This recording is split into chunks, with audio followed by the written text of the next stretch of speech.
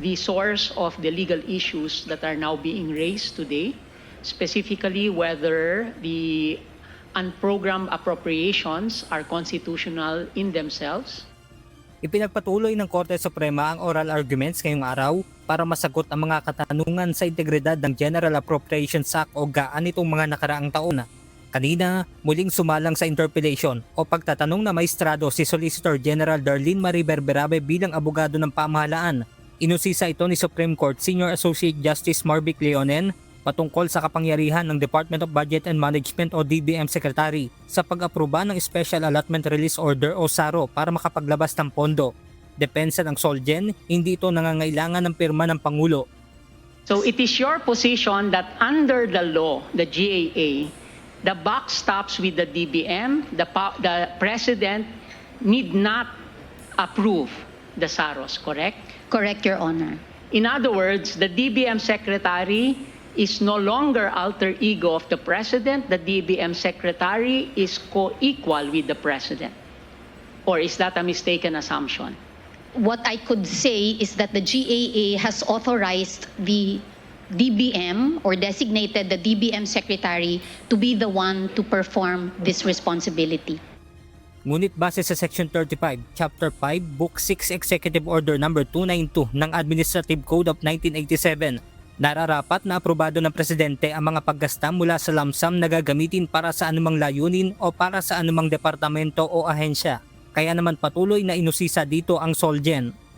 Kasi sabi nyo, mauna si Presidente sa special budget request. I-approve ni President. Pagbaba sa DBM Secretary, because you are saying that the GAA says that it is the DBM Secretary that approves the SARO, the DBM Secretary can say, sandali lang, wag muna. For reasons, Your Honor, so for example, if there are submissions that haven't been received, if that is a correct. So it makes sense that the higher authority approves first the conditions before the lower authority approves the entire thing.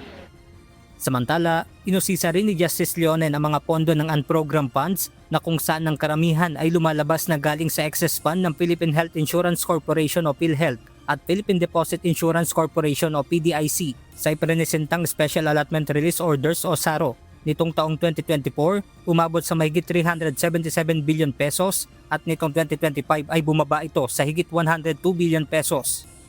Our expectation is that the total SARO coming from unprogrammed funds should match this Bureau of Treasury certification, correct? Correct, Your Honor. Okay, we will see that later.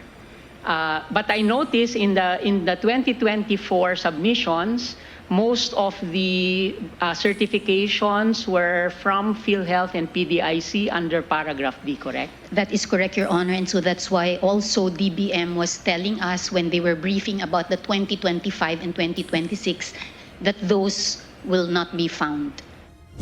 Muli namang ipagpapatuloy sa June 2, June 9 at June 16 ng alas 9:30 ng umaga ang oral arguments patungkol pa rin sa pagtalakay sa kinekwestyong mga national budget. Benedict Samson, UNTV News and Rescue. Diyos ang aming sandigan, serbisyo publiko ang aming pinahahalagahan.